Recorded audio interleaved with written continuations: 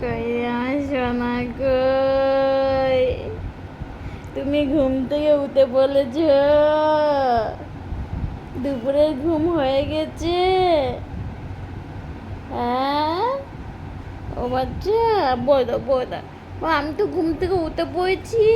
আমি দুপুরবেলায় আমি তাড়াতাড়ি শুয়ে পড়ি 12:30টার মধ্যে, আর 3টে 3:30টের সময় উঠে পড়ি।